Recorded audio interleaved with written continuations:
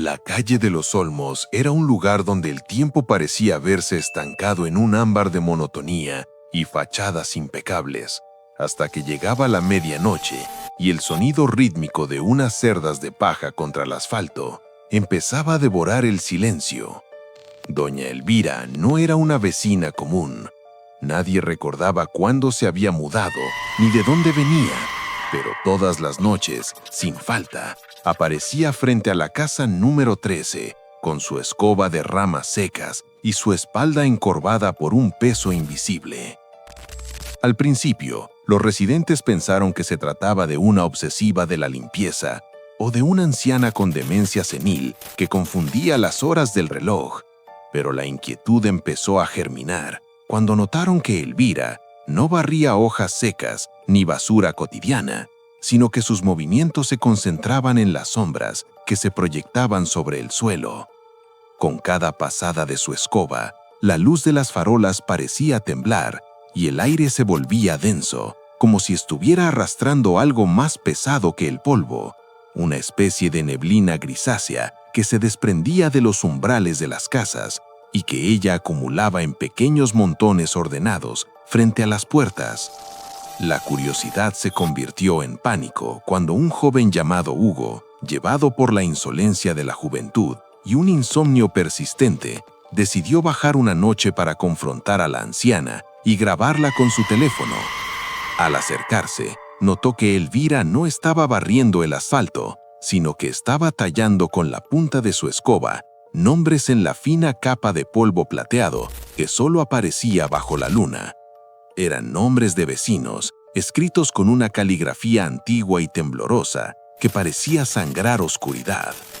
Hugo vio su propio nombre empezando a formarse en el suelo y en un arranque de rabia pisoteó las letras antes de que la anciana terminara, gritándole que se fuera de su calle. Elvira no se inmutó, no levantó la vista ni dejó de barrer. Simplemente giró el cuerpo y con un movimiento fluido de su escoba, barrió los pies de Hugo, borrando su sombra del pavimento, como si nunca hubiera existido.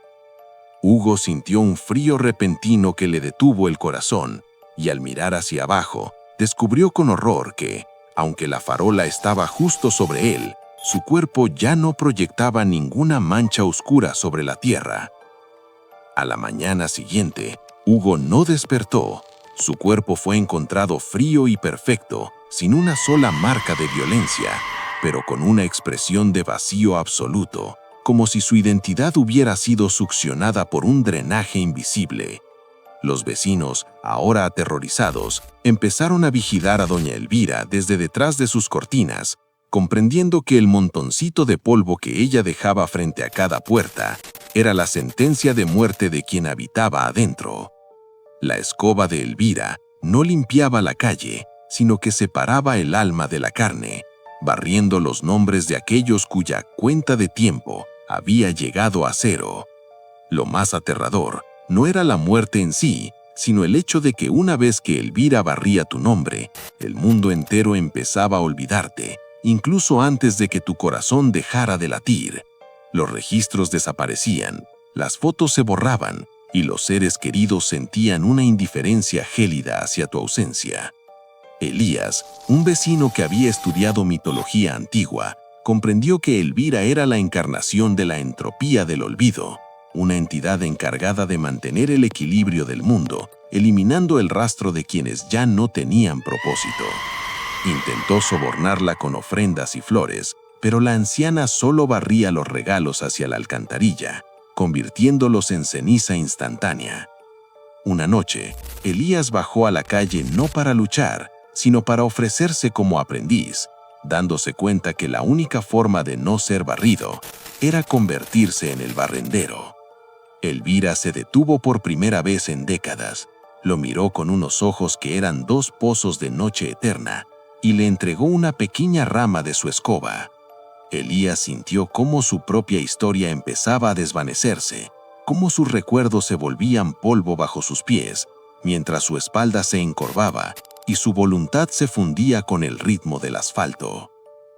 El final de la calle de los Olmos llegó cuando ya no quedaron vecinos que barrer, pues el miedo había consumido a la población, o el olvido se los había llevado uno a uno. Elvira desapareció en un remolino de hojas muertas, dejando a Elías solo con la escoba en la mano, condenado a ser el nuevo guardián de la medianoche. Ahora Elías camina por diferentes barrios de la ciudad, un espectro con chaleco reflectante que nadie nota hasta que es demasiado tarde. Si alguna vez escuchas el sonido seco de una escoba de paja frente a tu ventana, a las 3 de la mañana, no salgas a minar y, sobre todo, no pises el polvo plateado que queda en tu puerta, porque Elías no busca tu basura, busca el rastro de tu existencia, y una vez que el nombre está escrito en el polvo, no hay plegaria ni fuego que pueda evitar que el amanecer te encuentre convertido en un recuerdo que nadie podrá recuperar. La resistencia comenzó en la casa número 7, una pequeña vivienda de madera que parecía desmoronarse bajo el peso de la hiedra, donde habitaba una mujer llamada Clara que padecía una enfermedad terminal que le había arrebatado casi todo, excepto la memoria de su hijo desaparecido años atrás. Cuando Elías llegó frente a su puerta, sintió que la escoba pesaba más de lo habitual, como si las ramas se negaran a tocar el polvo plateado que rodeaba el umbral de esa mujer. Al empezar a trazar las letras de Clara, el asfalto no cedió. Cada vez que Elías intentaba completar el nombre, las letras se borraban instantáneamente, reemplazadas por una calidez que emanaba de la casa y que quemaba las cerdas de paja de su herramienta. Clara no estaba protegiendo su propia vida, sino que estaba aferrada a su existencia con una fuerza tal que su nombre estaba anclado a la realidad por el pegamento del amor y el dolor no resuelto, creando un vacío de entropía que el nuevo barrendero no podía manipular. Elías, frustrado y sintiendo por primera vez el aguijón de la duda en su pecho de madera, se acercó a la ventana para observar a su víctima y descubrió que Clara no estaba durmiendo. Estaba sentada en el suelo, rodeada de miles de notas adhesivas donde había escrito el nombre de su hijo, su olor, el color de sus ojos y la forma de su risa. Había convertido su hogar en un santuario de datos mnemotécnicos tan denso que la muerte no encontraba un lugar por donde entrar. Al ver esto, Elías comprendió que la escoba solo funcionaba con aquellos que ya se habían rendido al fluir del tiempo, pero Clara era un dique de recuerdos vivos. Por un segundo, la conciencia humana de Elías, oculta bajo capas de polvo antiguo, vibró con compasión y en lugar de forzar el barrido, cometió el pecado original del recolector. Dejó caer una de las ramas de su escoba dentro del jardín de Clara, permitiendo que la mujer tuviera un arma contra el olvido. La reacción de la calle fue violenta y sísmica. El suelo empezó a agrietarse y el cielo de medianoche se tiñó de un rojo óxido, mientras las sombras que Elías había barrido durante meses empezaron a emerger de las alcantarillas, reclamando su lugar en la realidad. Elvira, la antigua barrendera, se materializó en medio de la neblina, pero ya no como una anciana encorvada, sino como una columna de aire gélido y ojos de obsidiana, enfurecida por la traición de su aprendiz. La orden era clara. Si Elías no barría a Clara, la ciudad entera sería consumida por los recuerdos acumulados, provocando un colapso donde el pasado y el presente chocarían, atrapando a todos en un bucle infinito de agonía y nostalgia. Elías se vio atrapado entre su deber cósmico y la chispa de humanidad que Clara había encendido en él, dándose cuenta que el equilibrio del mundo dependía de un acto de crueldad que ya no era capaz de realizar. En el clímax del enfrentamiento, Elías no atacó ni a Elvira ni a Clara, sino que giró la escoba hacia sí mismo y empezó a barrer sus propios pies con una furia suicida. Empezó a borrar su propia sombra, su historia como vecino de la calle de los Olmos y su identidad como el nuevo barrendero, convirtiéndose en un vórtice de nada que empezó a succionar toda la neblina grisácea de la ciudad. El sacrificio de Elías creó un cero absoluto de memoria que limpió la calle no por la fuerza, sino por saturación.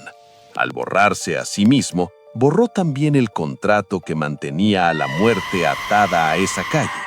Cuando el primer rayo de sol tocó el asfalto, doña Elvira se había desvanecido, la escoba se había convertido en ceniza, y Elías ya no existía en ninguna fotografía, documento o mente humana. El final de la historia se encuentra en el silencio de esa mañana. Clara despertó sintiéndose extrañamente ligera. Su enfermedad no se había ido, pero el peso del olvido inminente había desaparecido. Al salir a su jardín, encontró una pequeña rama de paja seca que brillaba con una luz tenue, y al tocarla, recordó el rostro de un hombre amable que alguna vez vivió al lado, aunque no podía recordar su nombre. Elías se convirtió en el viento del amanecer, una presencia invisible que ahora recorre las calles, no para barrer a las personas, sino para susurrarles sus propios nombres cuando están a punto de rendirse, asegurándose de que nadie sea olvidado antes de tiempo.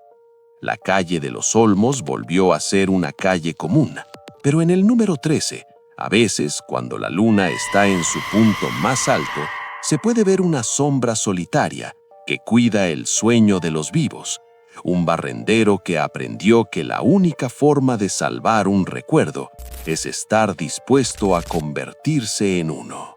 La rama de paja que Elías dejó en el jardín de Clara no era un simple objeto, sino una semilla de resistencia metafísica. Años después de la desaparición del barrendero, Clara murió en paz, pero la rama no se descompuso.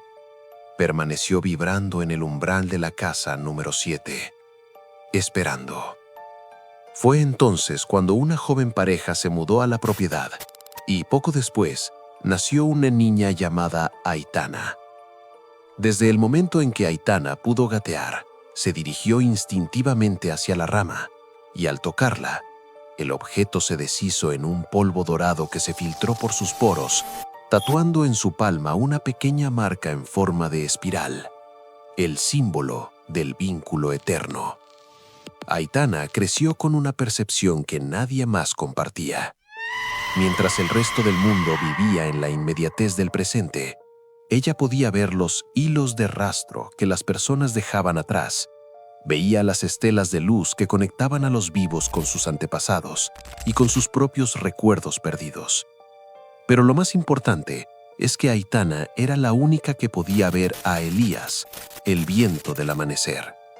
Él no era más que una distorsión en el aire, una presencia que evitaba que la entropía del olvido devorara los rincones de la ciudad. Pero estaba perdiendo fuerza. Sin un cuerpo y sin una escoba, el equilibrio se estaba inclinando nuevamente hacia la nada absoluta. El conflicto final se desató cuando una nueva entidad, mucho más eficiente y fría que la antigua Elvira, emergió del asfalto, el archivero. A diferencia de la barrendera, el archivero no usaba una escoba, usaba una red de cables negros que brotaban de sus dedos y que se conectaban directamente a los dispositivos digitales y a las mentes de las personas, borrando sus historias a una velocidad algorítmica. La humanidad estaba siendo vaciada de su esencia en tiempo real. La gente olvidaba el nombre de sus padres mientras hablaban con ellos, y las ciudades se convertían en desiertos de gente anónima que caminaba sin rumbo. El archivero buscaba a Aitana, pues ella era el único respaldo biológico que quedaba de la memoria del mundo.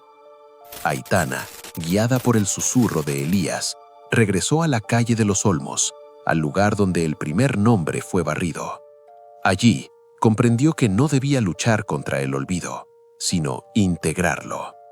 Usando la marca de su palma, Aitana tocó el suelo y llamó a todos los restos de polvo plateado que Elías había barrido alguna vez. En un clímax de luz y sombras, los recuerdos de miles de almas regresaron en forma de una tormenta de imágenes y sonidos, colapsando los cables del archivero. Aitana no devolvió el pasado a la gente, sino que lo convirtió en un cimiento colectivo. Hizo que el olvido dejara de ser un borrador y se convirtiera en el abono para una nueva forma de conciencia, donde nada se pierde, solo se transforma. El final, el jardín de la memoria. El archivero se disolvió al no poder procesar una realidad que ya no era lineal ni borrable. La ciudad no volvió a ser como antes. Se transformó en un lugar donde los edificios eran hechos de historias y las calles respiraban con los nombres de quienes las caminaron. Elías finalmente pudo descansar. Su esencia se fundió con el aire de la ciudad, convirtiéndose en la brisa que refresca a los cansados. Aitana, ahora anciana, se convirtió en la guardiana del Jardín de la Memoria, un parque construido sobre el antiguo solar de la casa número 13, donde cada hoja de cada árbol tiene grabado un recuerdo humano. El mundo aprendió que barrer no es desaparecer, sino cuidar. Y aunque ya no hay barrenderos de medianoche, a veces, cuando caminas solo por una calle oscura y sientes que has olvidado algo importante, una pequeña ráfaga de viento te acaricia la mejilla y el recuerdo regresa, nítido y cálido. El rastro ya no se borra, se cultiva. El reposo del jardín de la memoria fue en realidad el ojo de un huracán que la humanidad no vio venir. Con el paso de los siglos, la paz que Aitana había instaurado se convirtió en una carga insoportable. Un mundo donde nada se olvida es un mundo que no puede avanzar. La tierra se volvió un museo estático, saturado de billones de voces, rostros y traumas que se acumulaban en el aire como un smog de nostalgia.